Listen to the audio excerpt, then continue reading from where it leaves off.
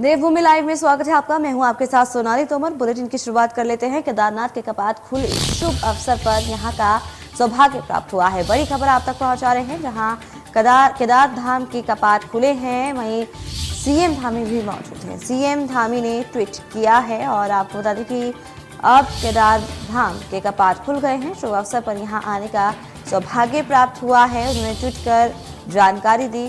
श्रद्धालु की लंबी कतारें लगी रहीं।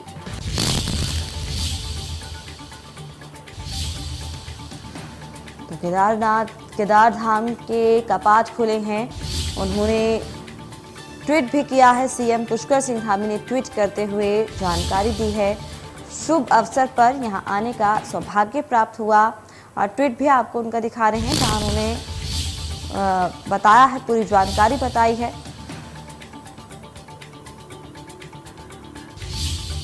और सीएम धामी ने ट्वीट किया है, अब केदार धाम के कपाट खुल गए हैं। शुभ अवसर पर यहां आने का सौभाग्य प्राप्त हुआ है। तो ये उनका ट्वीट है सीएम पुष्कर सिंह धामी का। बड़ी खबर, जहां केदार धाम के कपाट खुले।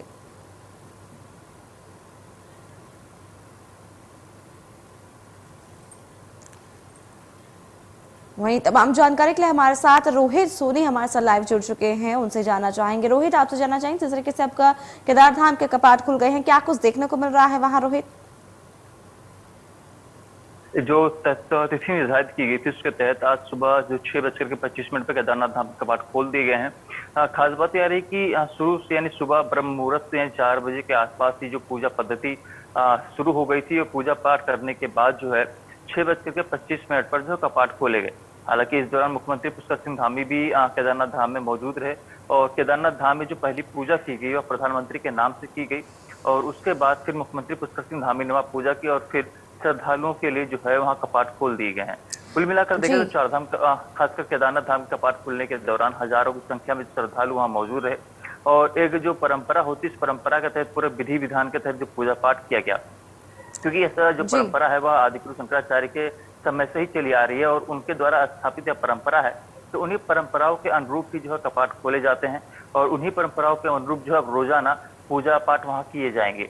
तो अगर इसके अलग हम बात करें तो फिलहाल जो यात्री वहां मौजूद है, यानी कि श्रद्धालु मौजूद हो, काफी उत्साहित हैं, क्योंकि एक लंबे अरसे बाद करीब 6 महीने के बाद जो है अब चारधाम के कपाट फिर से खुले हैं।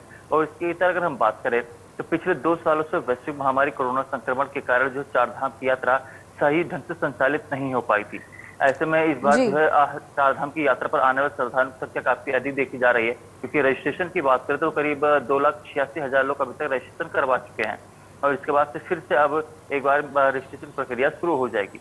फिलहाल चारधाम के यात्रा पर आने वाले श्रद्धालुओं की संख्या काफी तेजी से बढ़ रही है, क्योंकि 3 मई को गंगोत्री यमुनोत्री धाम के कपाट खुलने के साथ ही चारधाम की यात्रा शुरू हुई है और आज बाबा केदारनाथ धाम के कपाट खुल गए हैं। तो वही 8 मई को जो है बद्री विशाल धाम के कपाट खुलेंगे। इसके अलावा हम बात करें तो केदारनाथ धाम में जो आदिगुरु शंकराचार्य की प्रतिमा बनाई गई है उसका अनावरण प्रधानमंत्री नरेंद्र मोदी पहले ही कर चुके हैं। तो ऐसे में इस सीजन चारधाम की यात्रा पर खासकर बाबा केदारनाथ धाम के दर्शन करने जाने वाले श्रद्धालु आदिगुरु शंकराचार्य की समाधि का भी दर्शन कर पाएंगे। इसके अलावा तमाम अन्य व्यवस्थाएं भी पहले से मुकम्मल करा ली गई थी। मुख्यमंत्री पुष्कर सिंह धामी वहां भी पूजा कर चुके हैं और वहां तमाम व्यवस्थाओं का निरीक्षण भी करेंगे। और खासकर हम जो चर्चाएं थी ये प्रधानमंत्री नरेंद्र मोदी के उत्तराखंड आने की, अभी फिलहाल जो कहा जा रहा है कि कुछ दिनों बाद या फिर अब बीच में जो चारधाम यात्रा के बीच में जो है प्रधानमंत्री नरेंद्र मोदी उत्तराखंड का दौरा कर सकते हैं। तो अभी फिलहाल चारधाम की यात्रा शुरू हो चुकी है पहले ही 3 मई को। अब कपाट खुलने की परंपरा भी लगातार जारी है और कह सकते हैं 8 मई को जो है बद्री विशाल कपाट खुलेंगे। उसके बाद चारधाम यात्रा सक्रिय रूप से चलनी शुरू हो जाएगी। जी रोहित, आपसे जानना चाहेंगे, व्यवस्थाओं की अगर बात की जाए तो क्या कुछ व्यवस्था देखने को मिल रही है वहां पर? बिल्कुल, देखिए चारधाम यात्रा के लिए पहले से टाइम बंद कर दिए गए थे और पहले से ही जो व्यवस्थाएं तमाम थी उनको चाक चौबंद कर दिया गया था। इसी क्रम में हम बात करें तो कुछ दिनों पहले भी जो मुख्य सचिव हैं एस एस संधू वहां भी बाबा केदारनाथ धाम के दर पर पहुंचे थे और वहां की व्यवस्थाओं का उन्होंने जायजा लिया था।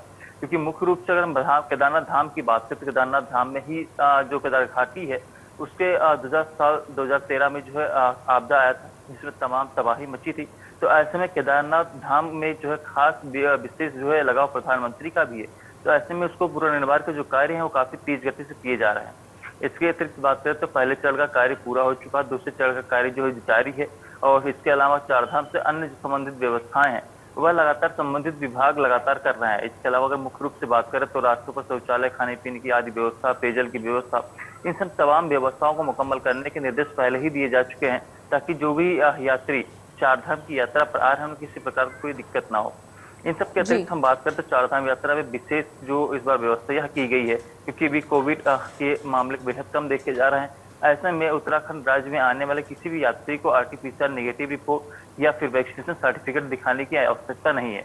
हालांकि इतना जरूर आदेश जारी किए गए हैं कि जो भी यात्री उत्तराखंड के चारधाम पर या फिर उत्तराखंड में आएंगे तो उनको चारधाम का पर्यटन विभाग की ओर से जो जारी पोर्टल है यानी वेबसाइट है उस पर उनको रजिस्ट्रेशन करना अनिवार्य होगा। इसके तरह उन्हें कोई भी काम नहीं करना, किसी भी चेक पोस्ट पर कोई कुछ भी दिखाने की जरूरत नहीं है। हालांकि पुलिस की जिम्मेदारी है, कोई व्यक्ति संदिग्ध रूप से जा रहा है या संदिग्ध पाया जाता है तो उसका चेकिंग वो जरूर कर सकते हैं। लेकिन फिलहाल सभी चेक पोस्टों से यात्रियों और श्रद्धालुओं को जो है यहाँ छूट दे दी गई है कि वह आसानी से चारधाम की यात्रा और उत्तराखंड का पर्यटक के रूप में उत्तराखंड घूम सकते हैं। फिलहाल इन तमाम व्यवस्थाओं को पहले मुकम्मल किया जा चुका है और अब चारधाम की यात्रा 3 मई से शुरू हो चुकी है और 8 मई को फिर बद्री विशाल धाम का कपाट जी जी रोहित आपसे जानना चाहेंगे। रोहित, जिस तरीके से ये भी कहा जा रहा है कि चारधाम यात्रा अब शुरू हो गई है, कपाट खुल गए हैं और भक्तों का तांता लगा हुआ है, वहीं ये भी कहा जा रहा है कि एक तय संख्या रखी गई है इसको लेकर, इस पर क्या अपडेट है आपके पास?